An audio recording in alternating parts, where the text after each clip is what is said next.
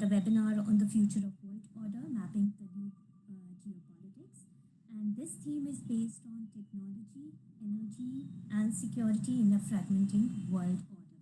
At the outset, I would just request the participants to please unmute themselves and give me their attendance. We have 5 presenters for today. The first paper is by Komal Chaudhary and Adarsh Parashar. Are you all here? Yes. Yes. Yes, sir. Okay. Debanjan Banerjee? Yes, present. Yes. Devyani Ankush Patil? Oh, yes, present. Aditya Khankar?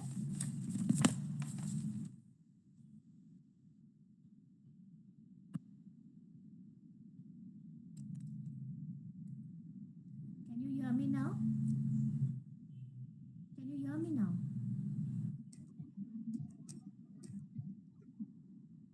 Am I audible to everyone? Yes, we can hear you. Yes, okay, sure. And the last one is Samudranil Bose. Yes, present. Thank you so much. At the outset, I would introduce the chair, Dr. Aditya Kant Ghising. He is Assistant Professor and Head of Department of Political Science at City College, affiliated with the University of Calcutta. He earned his PhD from Jadavpur University with a focus on Southern Silk Route and India's economic growth trajectory between 2000 and 2050. His research and teaching interests include geopolitics, globalization, and borderland studies. Dr. Ghising has authored numerous articles, chapters, and books published both nationally and internationally, contributing significantly to contemporary academic debates in his fields of interest.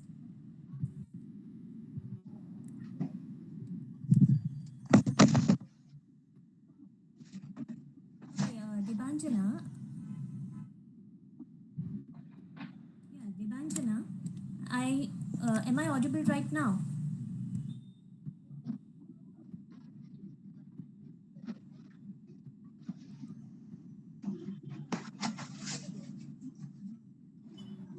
Am I audible right now?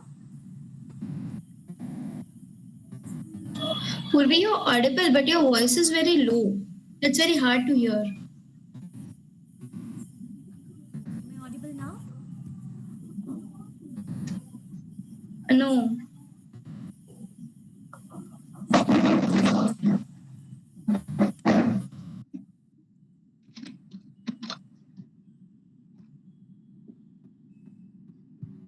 Okay, let me just disconnect the call and join again. Just give me 2 seconds.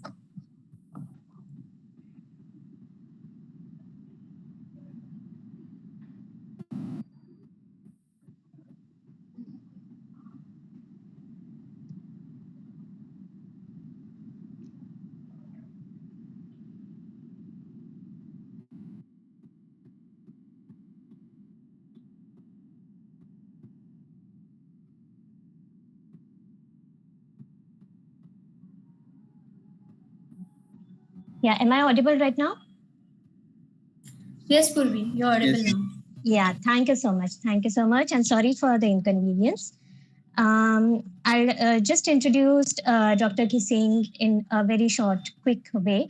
Dr. Aditya Kant Ghising is Assistant Professor and Head of Department of Political Science at City College, affiliated with the University of Calcutta. He has earned his PhD from Jadavpur University with a focus on Southern Silk Route and India's economic growth trajectory between 2000 and 2015. His research interests includes geopolitics, globalization, and borderland studies. Dr. Ghising has articled numerous literature, nationally and internationally, contributing significantly to contemporary academic debates in his fields of interest. Thank you, Dr. Ghising, for joining us. Interesting articles are coming up. Thank you. The next. Thank you for the kind introduction. Yes, and myself, I'm Ms. Purvi Kamble from University of Mumbai. Just a short housekeeping announcement for all of you, for all the 5 presenters. Please adhere to the timing of 8 minutes. All right. So at the end of 8 minutes, I'll be letting you know on the chat box or by unmuting myself. And the next 2 minutes, we can have the experts' comments with us. So this is a short request. Also, please adhere to the sequence as per given to you, as I have taken the attendance, and you won't be allowed to change the sequence. Also, please keep your phones or any other devices on the silent mode. Yes, so I would also request each and every participant to not waste time in introducing yourself, as I will be introducing you here. Okay, so beginning with the first session, Komal Chaudhary and Adarsh Parashar from University of North Bengal. Their topic is the digital battlefields, technology and security, and geopolitics of a fragmenting world order. Yes, Komal or Adarsh, you can start with your presentation. Thank you. Okay.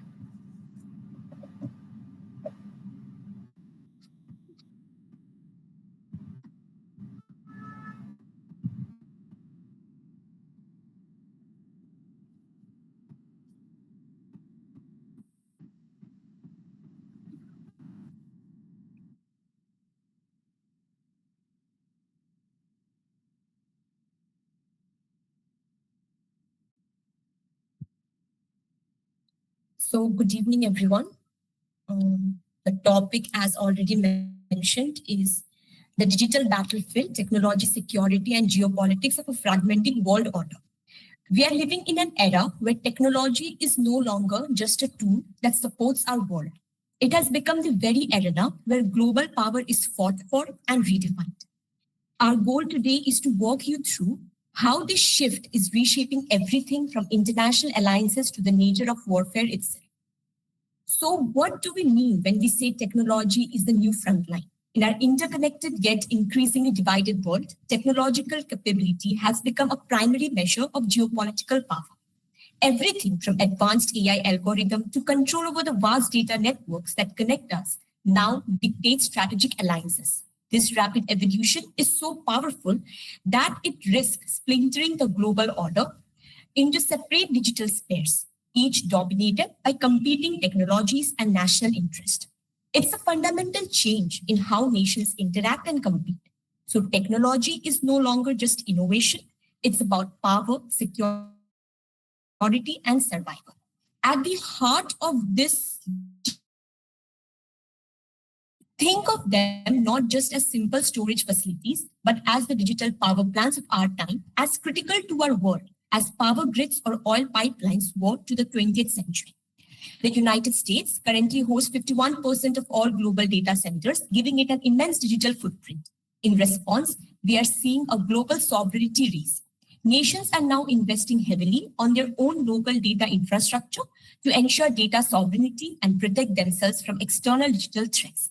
These facilities have become strategic assets, making them key leverage points and potential targets in trade wars and international disputes. Perhaps no technology illustrates this new reality better than artificial intelligence, which truly is a dual-edged sword in global security. On one hand, AI is a massive economic driver. Its innovations are set to revolutionize entire industries, boost productivity, and create enormous economic growth. But on the other hand, it presents profound security risks. The potential misuse of AI in autonomous warfare, mass surveillance, and sophisticated disinformation campaign poses a grave threat to global stability. The tension is perfectly captured by the escalating US China conflict, particularly their competition over the manufacturing of critical AI chips, which highlights just how high the strategic stakes have become. To see these concepts in action, we only need to look at the conflict in Ukraine, which has effectively become a real time war lab for AI and digital combat. In fact, drones, many of them enabled by AI, are now estimated to be responsible for a staggering 70% of battlefield casualties. This isn't just incremental change, it's fundamentally altering modern warfare. So now I would like to request my co-author to continue. Hi everyone. Thank you, Komal, for setting the stage so well. I'll take this further by focusing on three clear ways technology is changing conflict and geopolitics: cyber attacks, changes in military tech, and the risk of a split digital world. First, cyber warfare. If you guys would kindly refer to slide 6, we have pointed out two important problems. Cyberspace is now a domain of war, and it is very often very hard to know what is behind an attack. This matters because attackers can hide behind many layers, leaving victims unsure who hit them and leaders unsure how to respond. In real life, this means hospital systems shut down, research or financial data erased, or carefully planned disinformation campaigns that change what people believe. And it's not just machines being broken, it's trust being broken. If people lose trust in news, institution, or even election results, the damage can be more profound and lasting than a physical attack. Second, how militaries are changing. If you refer to slide 7, you'll see that modern force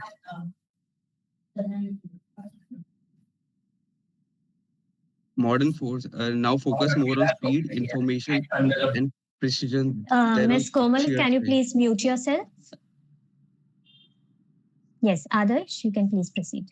Yes. Sure. Think about modern drones, robotic vehicles, and AI tools that give commanders a clearer picture and help them make faster decisions.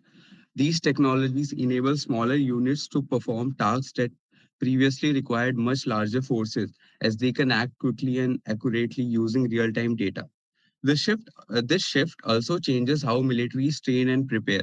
Soldiers need to learn how to operate advanced systems, but also how to fall back on manual methods if networks fail.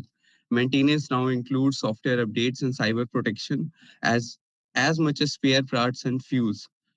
Third, we'll talk about the blurring lines of civilian and military roles and the risk of digital fragmentation. If you look at slide 8, we have highlighted the dual use problem.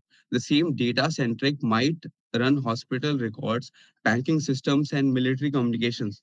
When one place serves all these roles, it becomes difficult to protect civilians while also protecting strategic military assets. On slide 9, we have dealt with the larger geopolitical impact of this fragmentation. Countries are building their own digital systems, clouds, and standards, which create separate technology blocks. This may protect sovereignty in the short run, but it makes cooperation harder on global issues like cybercrime, health data sharing, and AI safety. Instead of one digital space, we risk a world divided into incompatible digital ecosystems. So, what should be done? I would like to suggest a three-way practical steps. First, prioritize common standards for AI safety, transparency, and resilience. In short, agree on basic rules so systems are safer and easier to trust. Second, innovate responsibly. Keep developing useful technologies, but pair progress with rules that protect people's rights and securities. Third, acknowledging reality and act. The digital battlefield is already here. We need urgent practical cooperation, not delay. I would like to conclude by saying that this paper shows how everyday technical choices, like where we keep our data, how the systems explain their actions, and whether countries agree on rules, decide whether technology becomes a force for stability or for conflict. If we set standards which are clear in nature and design systems responsibly and work together, we can keep the benefits of technology while reducing the risk. Thank you. It was a pleasure to present our work before you. Thank you, Adarsh. That was a nice and brief presentation. I would ask the chair to please give his comments. Thank you. That was indeed a very good presentation, and I'm aware of the paucity of time that you have on your hands. You're supposed to tackle an important and emerging topic like artificial intelligence in 8 minutes, and I'm sure that it's a challenge. What I noticed, what I observed in the presentation is you could have included a bit more data. Some graphs would have been nice, as in which countries, what are the elements of AI that countries are adapting or integrating in their policies or in their activities or dealing with other countries. That's the only thing that I would recommend. And I think towards the end of the session, if I get 2 or 3 minutes, I'm going to overall, comment on all the other papers as well. Yes, I will keep that. Yes, sure. Yes, sure, sir. So if you allow, can we go with the next presentation? Yes, please go ahead. Yes. Yes. So the next paper comes from Debanjan Banerjee from Jadavpur University. The title is South Asia on the Cusp of AI Superpowers and Techno-Geopolitics. Yes, Mr. Debanjan, please go ahead.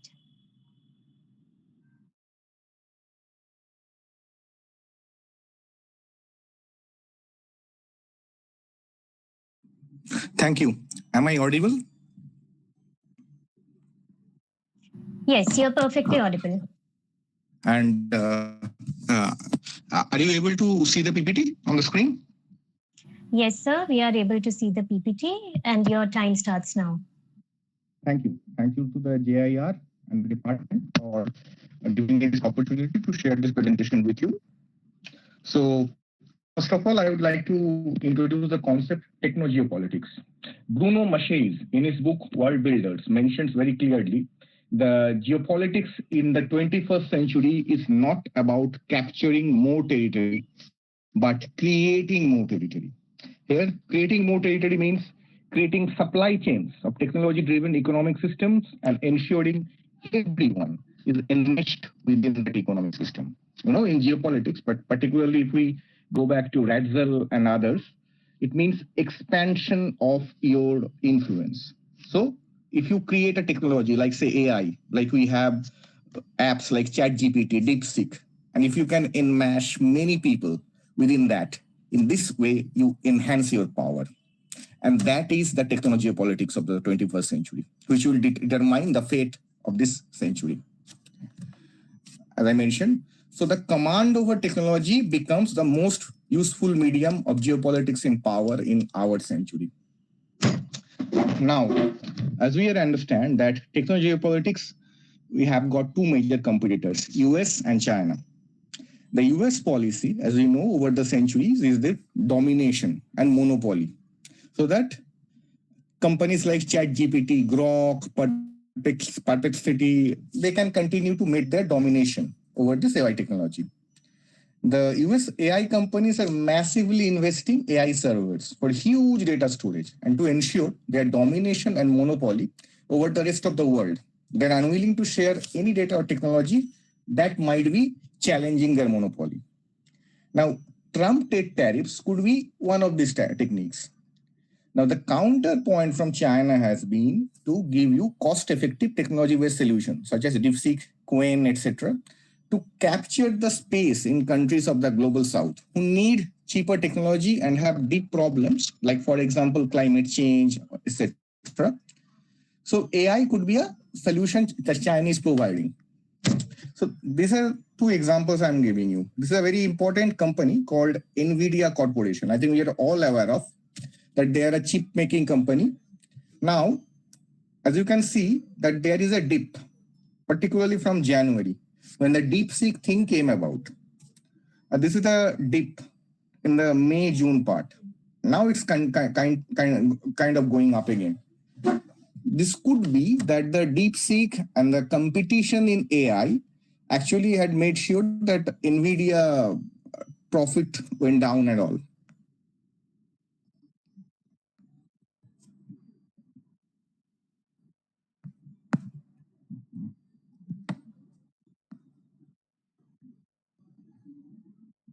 And this is about another company, OpenAI. As you can see, the same thing. From January, after the DeepSeek came out, its shares are quite flat, and it starts to go after that. So it could be that through the Trump tariffs, the Trump administration has been trying to lure countries like Europe, Japan to invest more in these technologies, in the equity Nasdaq, so that this company's share has gone up. That's a response to the DeepSeek challenge.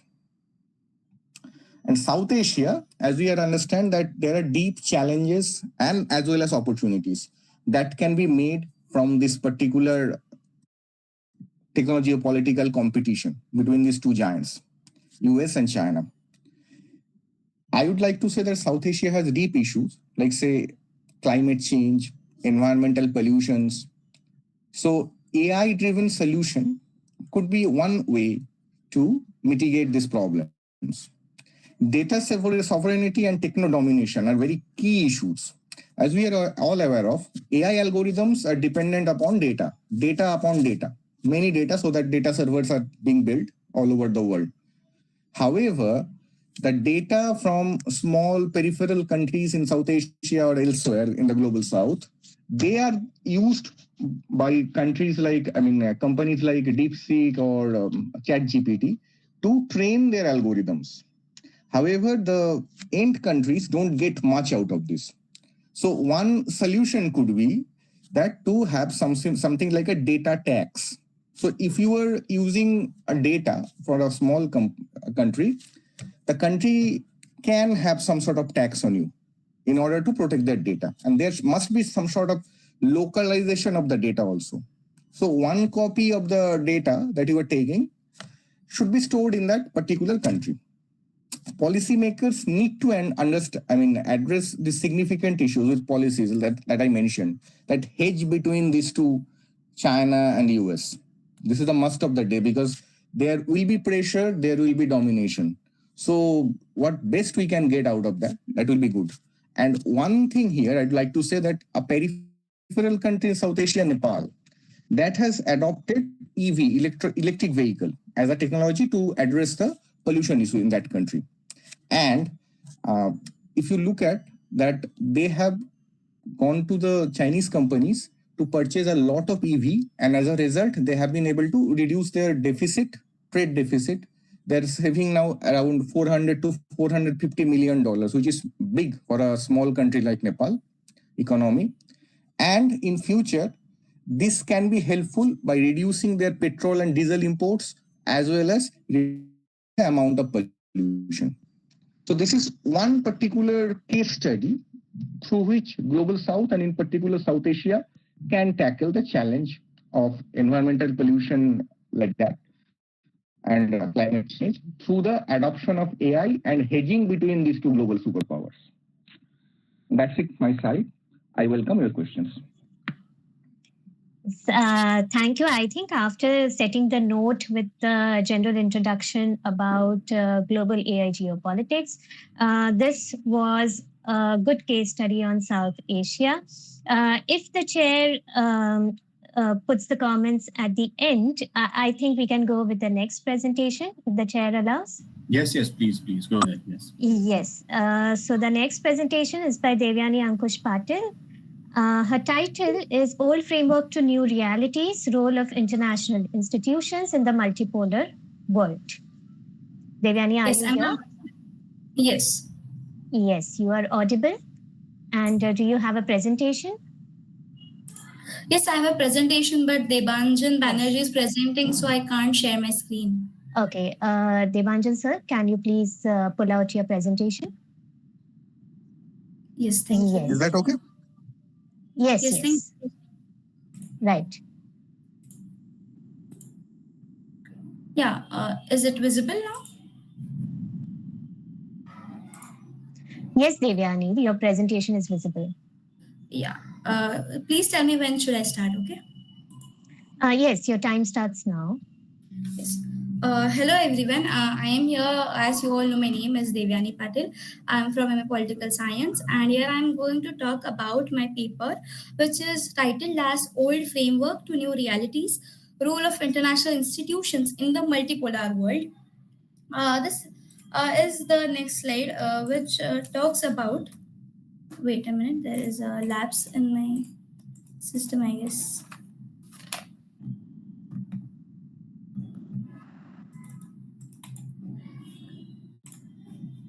Yes. Sorry for the glitch. Yeah. So next No slide. problem. Yeah. The next slide here shows the agenda which we are going to talk about. It's given in 10 different slides, and this is the abstract which I have submitted, and it talks about the global governance and international institutions which play a vital role in the world order. What is their role and relevance in today's world, which we'll be seeing in the next upcoming slides. This is the introduction. The introduction goes like that the global governance plays a very vital role in maintaining order in the international system after 1945. Institutions such as the UN, WHO, WTO, IMF provided stability, peace, and cooperation. As Robert Keown noted, institutions matter because they shape expectations, provide information, and reduce uncertainty. But, however, in today's world, we see a very different reality fragmentation because of the power rivalries and rising of non-state actors, which are reshaping global governance, and because of which the research asks, can institutions built for a post-war order still deliver effective global governance? The next, we move towards the research problems. These institutions, which were designed for a unipolar, bipolar world, were reaching consensus because, of course, it was relatively easier. But now, today in the multipolar world, when they face legitimacy issues, effectiveness crisis, and competition from the regional bodies like BRICS and ASEAN, the problem lies in the gap between the original design and the demand on the today's world. The next we see is the research objective, which is to analyze whether global institutions like the UN, IMF, WTO, and WHO remain effective in addressing challenges in the today's multipolar world, and to examine the gaps between their original post-war purposes and their present-day performance.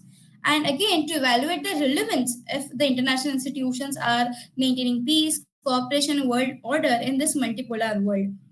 Next, we'll move towards what are the research questions. The research questions here are that how were international institutions like the UN, IMF, WTO, and WHO originally designed for, and what purpose did they serve? Then, what extent are the institutions effective in addressing today's global challenge, such as the pandemic, economic crisis, and then what gaps exist between their founding objectives and their present day performance? Also, can existing institutions still provide the collective solutions as for what they were made for? Or is there a need for entirely new framework of the global governance? Because as A.S. Kofi Annan said, we need institutions that are fit for purposes in a world of new realities. The next slides talk about that why this topic, why did I chose this topic? Because I was deeply interested in how global challenges like the wars and pandemics, the economic crisis directly affect the ordinary people. In the academic sense, why did global governance is in a critical turning point, and these institutions which were created after the World War II face crisis of legitimacy, effectiveness, and representation. Now we see the shift from the unipolar and the bipolar system to a multipolar world because of the rise of India, China, Brazil, and Africa, and EU, of course. These institutions like the UN, IMF, WTO, WHO, they remained the central for the peace, trade, health, and economic stability. But in nowadays, the ability to respond to the conflicts and the pandemics is increasingly questioned because there is a Security Council deadlock, the WTO negotiation failures, the IMF representation issues, the WHO's pandemic and response challenges. Now, and this highlights institutional weaknesses of the institution. The next is the relevance of the research, and that is that it is highly relevant in today's international environment because it addresses urgent global debates about how institutions function in a multipolar world, that it identifies the gap between the old framework and new realities. And from the policy perspective, the research examines the performance of the institution in the real world crisis. This shows that the institutional weaknesses are not just theoretical problems, they directly affect peace, trade, health, and economic stability, as we see in the recently and the ongoing crisis of the Ukraine war, Gaza conflict, the climate change, pandemics, and trade disputes. This will play a very vital role. The next is the literature review, which we are going to talk about, is about the books of Robert Keown, is After Hegemony, Cooperation and Discord, and the International Institutions, in which he talks about institutions which sustains cooperation by reducing uncertainty. The next is Ragi, who talks about multilateralism as the core of principle of governance in his book that is Multilateralism, the Anatomy of the Institution. The third is Mark Mazower. In his book, The No Enchanted Palace, The End of Empire and the Ideological Origins of the United Nations, he talks about the UN origins linked to the post-colonial and ideological consent. The next is Michelle Barnett and Martha Fenimore. Sorry to interrupt, Devyani. I think we are already 5 minutes through. So I would just request you if you could come to your main argument so that you can take up the main argument and then conclude well. Okay, The next in the slide next is 3 minutes. the next Yes. slide is that only the methodology and the conclusion. Yes, thank you for the reminder. The methodology here I use is the qualitative and analytical research focusing on the secondary sources. It does not involve primary data and collection, as the focus is only on critically analyzing and existing literature review and documents. The case study will mainly focus on the UN, IMF, WTO, WHO as primary institutions of the global governance, and the method here would be critical content analysis to identify gaps, challenges, and prospect to the reform. The next is the conclusion. It is that the international institutions which remain the backbone of the global governance, but they face profound challenges. As they were designed for the world which no longer exists, and without reform, they risk with both relevance and legitimacy. This research aims to analyze effectiveness, expose their limitation, and identify the gaps of the institution. And this study contributes to academic debates and offers policy insights on the strengthening global governance in 21st century. Here, the central question is that can old frameworks evolve to meet new realities, or must new institution emerges?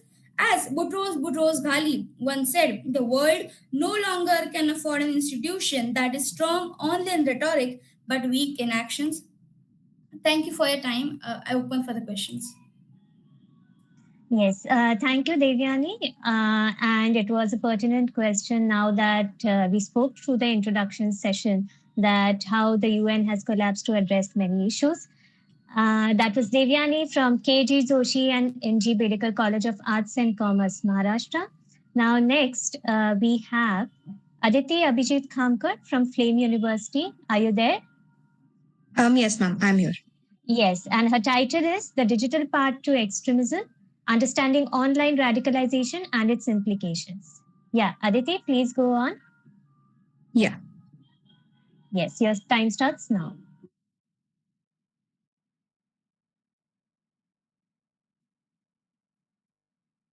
Yeah. So my title for the paper is The Digital Path to Extremism, Understanding Online Radicalization and Its Impacts. And this work basically explores how online spaces shape radicalization with a focus on Anders Breivik as a case study to understand the lone actor self-radicalization in this digital era. So why does the study matter? The study matters because radicalization today is no longer confined only to physical spaces. It thrives online. But if we look at existing scholarship, much of it focuses on Islamist groups and organized recruitment. What is often missing is the study of extreme right actors and in particular, lone wolf self-radicalization. This study aims to fill that gap by attempting to look at Breivik, whose trajectory shows how right-wing radicalization can unfold in digital environments. My research question thus is how did Anders Breivik's childhood, political failures, and digital engagement like gaming, online platforms contribute to his self-radicalization? My research methods that I've used is a purely qualitative case study. I have analyzed Breivik's radicalization through secondary sources. This case study was then interpreted using the push-pull personal model, which is also a theoretical framework. And the aim was not just to recount events, but to see how societal, personal, and digital factors intersect in lone actor terrorism, extremism. So what is this push, pull, and personal factor? Theoretical framework. So basically the push factors are structural issues like instability, exclusion, or repression. The pull factors are ideological attraction, belonging, or the glorification of violence. And the personal factors are individual vulnerabilities like trauma, alienation, and psychological disorders. The framework shows how these don't operate in isolation but often overlap, making certain individuals more susceptible to radicalization. Now, why does the internet matter? The role of the internet in radicalization is extremely essential because the internet acts as an accelerator in this process. First, it creates echo chambers, spaces where only extremist ideas circulate. Secondly, it fosters group polarization, reinforcing and intensifying beliefs. Thirdly, it provides technical knowledge, such as bomb making and instructions for the same. And finally, it offers an alternative identity and belonging, especially through gaming and online forums. For lone actors, this means that they can radicalize and operationalize violence without direct recruitment.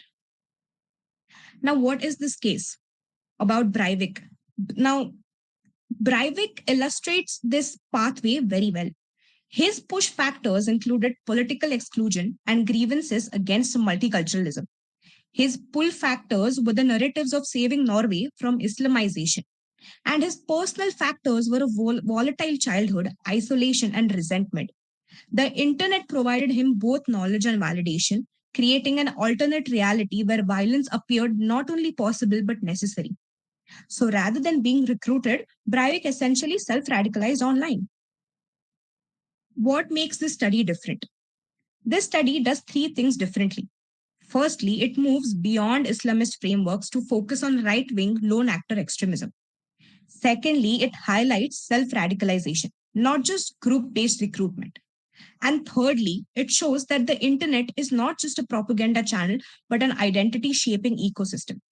By applying the push pull personal model here, we see its versatility across different extremist contexts. And now to conclude, radicalization is not sudden. It is a layered process shaped by personal vulnerabilities, societal grievances, and digital accelerators. The internet allows individuals to self radicalize without recruiters. And understanding these pathways, particularly in right wing lone actors, is crucial for designing effective counterterrorism, counter extremism strategies. Thank you. Yes. Thank you, Aditi. A very novel topic to go about. Now, the last presentation we have for the day is by Samudranil Bose from Jawaharlal University. Samudranil, are you here? Yes, I am here. Am I audible? Yes, you are perfectly audible, and his title is Indian Strategic Petroleum Reserves Limited, Deliberations on the Sorry State of India's Strategic Oil Acquisition. Yeah. Yes, Samudranil, you can go ahead. Yeah. Yeah. Now I'll be sharing my screen. Yep. So is the PPT visible? Yes, your PPT is visible. Yeah. So I'm Shomudranil, and it's always a pleasure to hear Aditya sir's voice after 2 years. Today, the topic that I chose is Indian Strategic Petroleum Reserves Limited. So this is a government institution, and today I would be critiquing some of the government policies about how India has completely been lackadaisical in its strategic oil acquisition, because I believe that there are numerous arenas of security which are coming up, like cyber security, national security was profound and all relevant, but energy security takes a much more important or is much more important in the arena that we are traversing through. So my first slide explains that. So first we go into the basics, that what are strategic petroleum reserves, or SPRs. So they are emergency stockpiles of crude oil which are maintained by any government, and they usually manage supply disruptions caused by wars, embargoes, or price shocks globally or domestically. So these crude stockpiles are usually extracted, like for countries who have their own oil reserves, or they are priorly imported, like hoarding several stockpiles of oil, which can or cannot be refined into fuels. Now, they are safely stored underground in aquifers, artificial underground storage facilities, or in salt caverns. Now, I have mentioned here some examples of countries. Now, they are major powers nowadays: US, China, EU, Japan, Australia. So these are some of the countries who have potential large reserves of SPRs, or strategic petroleum reserves. And International Energy Agency, which was established in 1974, the date is very significant out here. I'd be coming to that. So this is the organization which monitors the global SPR infrastructure. Now, coming to the next slide, this is a diagram of a salt cavern. If you have a salt cavern in your country, like US has 4, US has the largest SPR reserves. In these salt caverns, you can potentially tap or you can preserve your petroleum reserves. Now, why were these SPRs created? Now, coming back to that year, why IEA was established in 1974 only and not later on or previously. Now, we know that 1973, the Yom Kippur War happened, or we commonly know it as the Third Arab-Israeli War. Egypt and Syria both attacked Israel. Syria wanted the occupied lands of Golan Heights, and Egypt obviously wanted the Sinai Peninsula, wanted to recapture the Sinai Peninsula. So after the 6-day war, so the attempt was unsuccessful. So what did they do? All the Middle Eastern countries who were the belligerents, the OPEC states, they issued an oil embargo. We know about this. So they issued an oil embargo on all the countries who were supporting Israel. So Europe, US, South Africa. And what happened? That the choke points like Gulf of Hormuz, Suez Canal were all clogged. Prices went up. And it was at this very moment that US conceptualized the IEA under the OECD platform. It was going to be a post-OPEC platform. Why? I'll be coming to that. So these are some data about how the agreement on International Energy Program was made in 1974, immediately after the oil embargo, so that strategic petroleum reserves would be made so that no country in the future days would face oil disruptions or energy disruptions. So now, since 1974, IEA represents some of the 75% of global energy demand. And it is very important to note this criteria, SPR criteria, which is maintained by the IEA, is equivalent to 90 days or above. That, which means that every country should have stockpiles of 90 days or above energy imports or oil imports. Now, these are the IEA member states. I'd be zooming in this map a bit. If you look here, all the blue countries, all the dark blue countries, like you can roughly take European Union out here, North America, and in the Oceania region, New Zealand and Australia. Japan is out here. One thing to be noted out here is that most of these countries are outside the choke points. If you look out here, this is Turkey, and this place is out here in Turkey. We have one choke point, which is the Bosphorus Strait, and here is the Strait of Gibraltar. Bosphorus Strait is maintained by the Turkish government, and the Straits of Gibraltar belong to UK. So both of them are NATO countries. So oil supply or oil disruption isn't a matter out here. It was going to be, as I mentioned there, that IEA was going to be a post-OPEC platform where energy would be supplied without any disruptions or without the influence of choke points or the sea lanes of communication. Now, coming to the next slide. Yeah. So what about India? I'd be critiquing India out here. The SPR policy was framed in 1998, and it was spearheaded by Vajpayee. Why 1998? Because we had a major war with Pakistan, which was the Kargil War, and the second Gulf War happened immediately in the 2000s. And at first, what was done? That it was the SPR policy was jointly governed by the government of India and Indian Oil. But as we know, the parcel bureaucratic red tapeism usually entails that the parcel moves on from one hand to another. So Indian Oil transferred responsibilities to the Oil Industrial Development Board, and Oil Indian Development Board later made the ISPRL. It took some 20 years or 19 years for UPA government to start the land acquisition process, which continued till 2006. Now, at the present day, 2008, we have 3 strategic reserves in Mangalore, Padur, and Vishakhapatnam. Now, the problem is that Press Information Bureau 2024 has mentioned that ISPRL has a capacity of 5.3 million metric tons, which amounts to only 9.5 days of crude oil, which is very less. Now, let us see some quantitative data. Sorry to interrupt, Samudrani. There's just next 1 minute remaining. So I would just ask you to please present the main argument and conclude. Okay. So these are some of the SPR reserves that we have. And if we look at the comparative statistics of all the Western countries like Australia, France, Germany, Japan, Korea, they have high reserves of oil that we can't fathom. And they are members of IEA.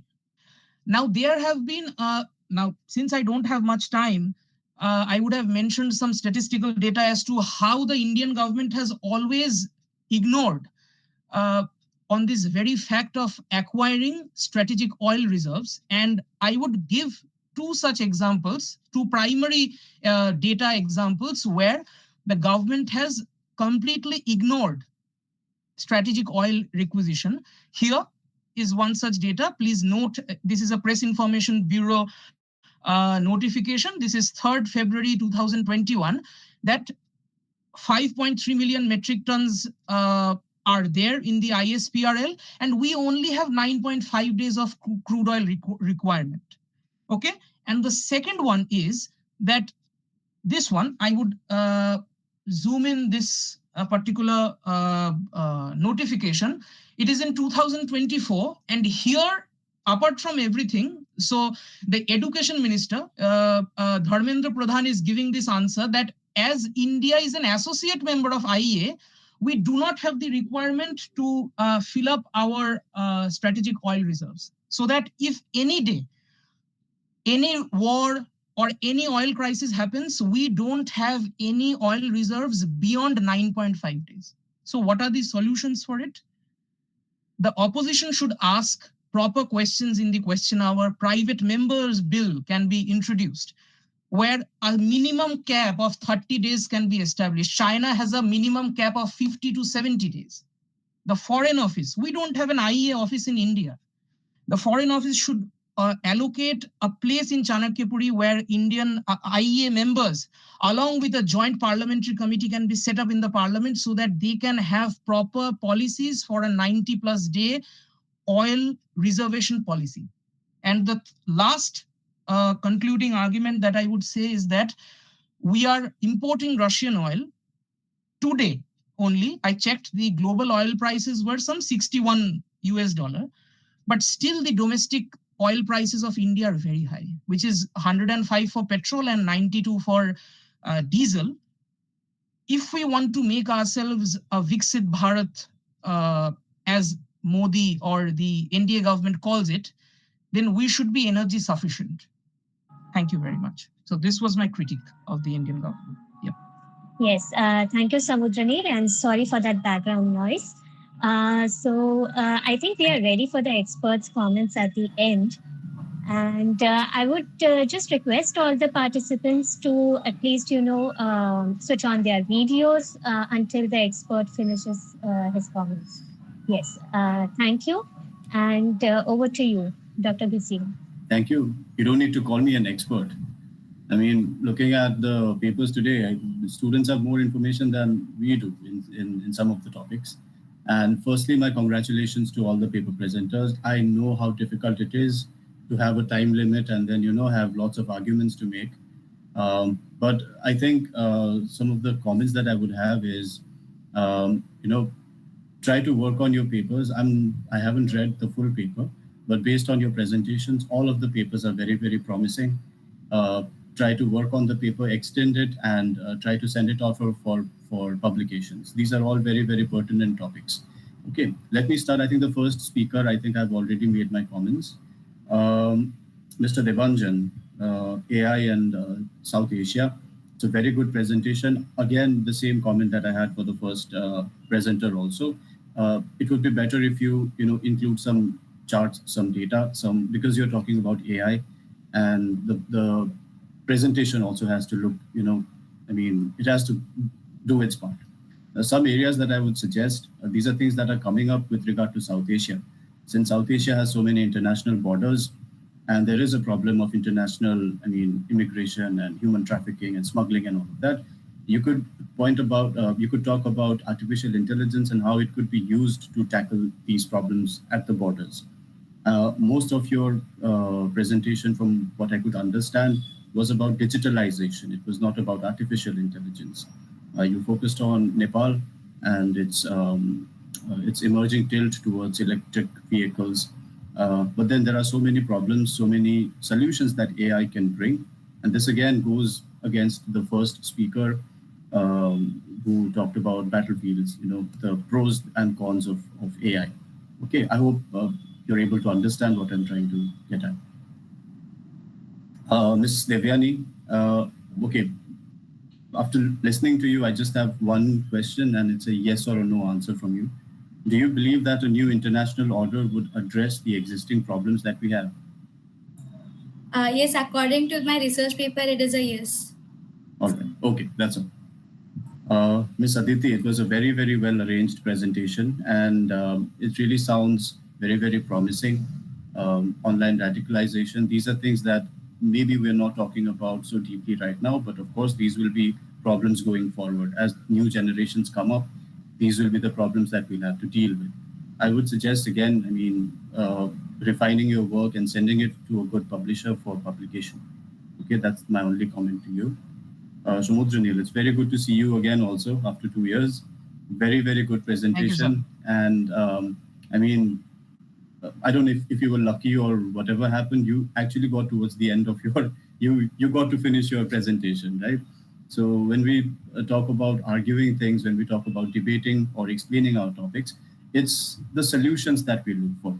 So everyone knows the problems, and you also came up with some important solutions.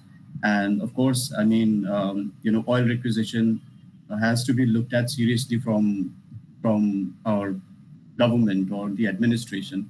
But of course, there are international forces at play. If they could, they would have so far. I don't know how they're going to do it, but so far, as you mentioned, this is the case. All right, congratulations. Did I miss anyone? Thank you, sir. All right, I don't think I missed anyone, right? Okay, thank you, and congratulations again to all of you.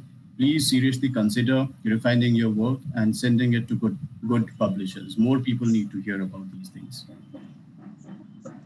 Yes, thank you so much, Chair, for those wonderful comments. And so at the end of this, I would like to again thank Dr. Aditya Kant Ghising for his comments and his patient listening throughout the session, and congratulating the participants.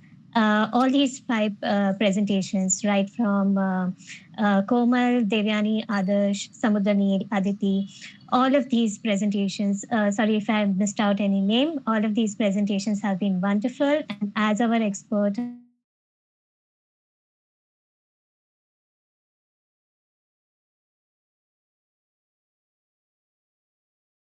JAIR for looking through the technicalities, and the organizing team, Atendria and Aishik, who were there behind the curtains.